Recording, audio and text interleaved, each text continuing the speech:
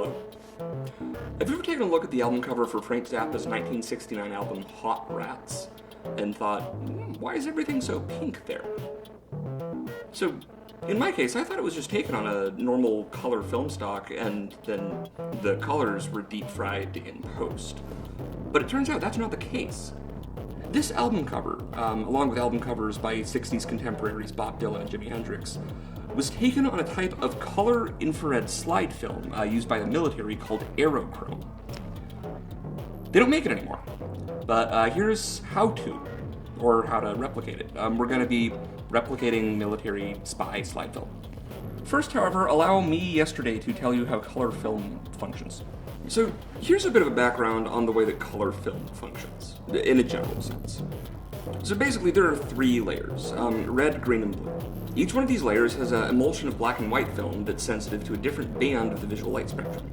So in the three black and white color channels, those get developed, and then through chemical magic that I'm kind of just going to brush over, the dye layers couple to the image made by each black and white layer. And you get an overlaid red, green, and blue channel, forming a color image.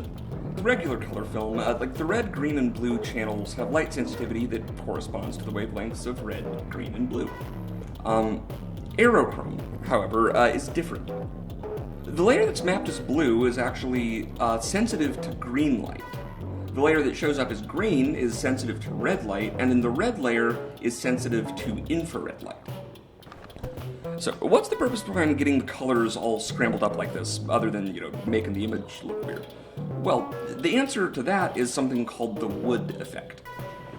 You see, this is basically a phenomenon where, when viewed under infrared light, leaves on plants, like, the little green pieces, show up as bright white rather than green. This is because of, the incredibly high levels of IR reflectivity. It's like looking at snow on a sunny day. The reason for this is like photosynthesis or some shit that I don't actually know. I'm not like a botanist or a plant guy. But most artificially green items, when a picture of it is taken with aerochrome, turns this murky bluish black color. But trees and grass turn hot pink. This is useful if you want to find something that's, for example, painted green, camouflaged amongst trees. Now, the only question that remains is how Frank Zappa would have gotten his hands on secret military spy film. Now, what a lot of people refer to as aerochrome is actually something called Kodak EIR, which was a similar but commercially available infrared color film. But this one was used more for creative effects and by ecologists and other scientists due to its ability to indicate tree health.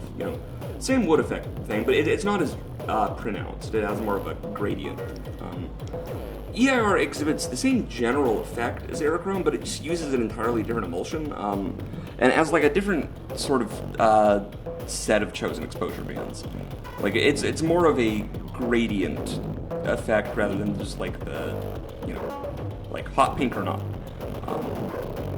The actual aerochrome was really only made and sold in large, big giant sheets that would then cut down to size to fit what the plane cameras were.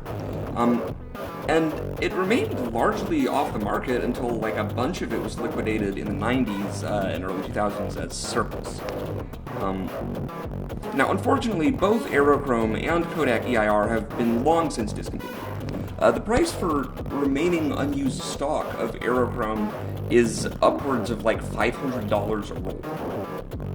However, what if we could find a way to replicate it? So, there's a process called trichrome photography, where you capture a color image using only black and white film. You do this by taking 3 separate exposures using red, green, and blue filters. Then you overlay the 3 pictures as the individual color channels of one image. So, color infrared film is no longer produced, unfortunately. However, black and white infrared film still is.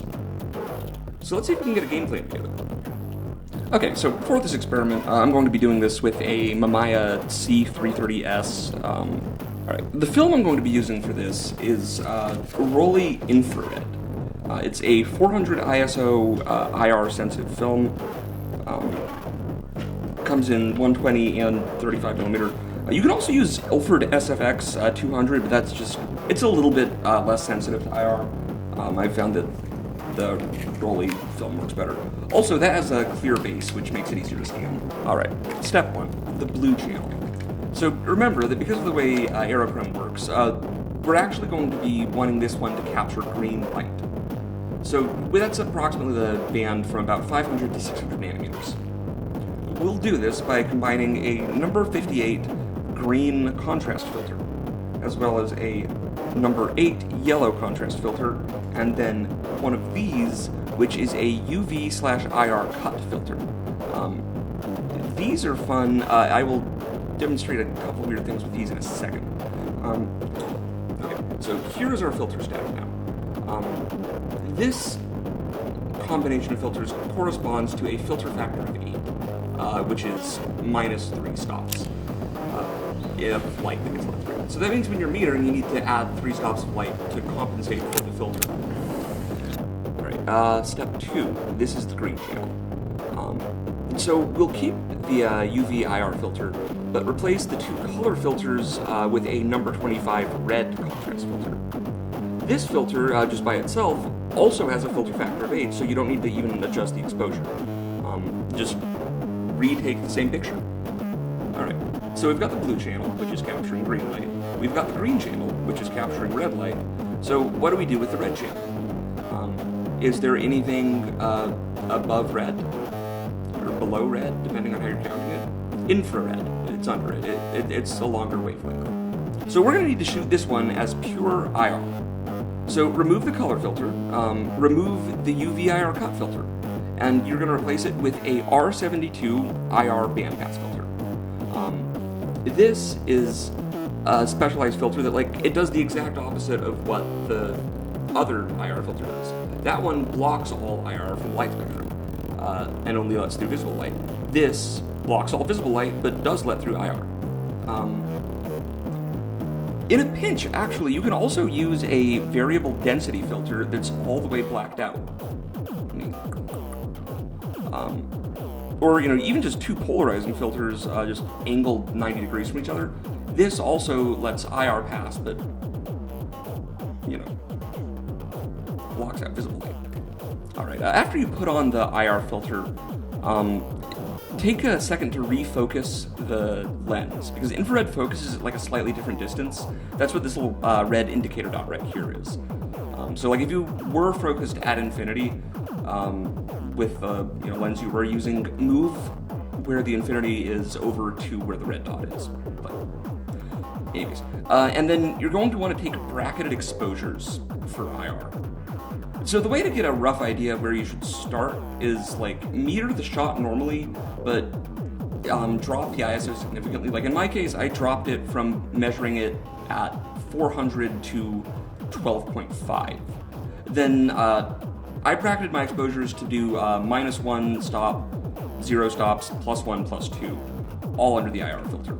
And this is because unless you have specialized equipment, you really just can't even measure the amount of IR light that's in the scene, even with a light meter. So it is kind of just guessing. But if you bracket it over a kind of wide enough range of exposures, you'll usually get something useful. And now, while this DIY aerochrome, Frankenchrome, airdrenochrome is a lot cheaper than paying $500 a roll, it's still not particularly cost effective. Because, so doing it like this, right? I get 12 shots per roll of 120 film on this camera. If I do the green and blue channels in 1 shot each and then spend 4 frames trying to get the exposure down of the red channel, that works out to 2 full color pictures per roll, which is about $7 per shot. The end of it. But, it's better than $50 a picture. Anyways, next you're going to want to develop and scan the film. So take the image into Photoshop or GIMP or whatever you want to use, adjust the opacity until you can get them overlaid over one another perfectly. Then invert all channels. Okay, so here's an example of actual aerochrome right here. Notice that the uniform on this, what appears to be a child soldier, is, like I said, like that dark kind of, nasty bluish, blackish, greenish color. And then, all the foliage around him is extremely pink. This is what I'm talking about, because, presumably in real life, with human vision, they make the uniforms the same color as the stuff they want them to blend in with. It's like they would be wearing pink clothes if the trees were pink. Anyways, here's mine. It's real pink. But I can point out though that look at this little rain gutter tray. I don't even know what to call this, but yeah, that's the same color as the grass. It's just made out of plastic so it doesn't turn pink. Yeah, that's how you make aerochrome if you want to spy on the Soviets 1970s style. Or have a psych rock album cover. Right, I creep at night. Posse deep is how I creep.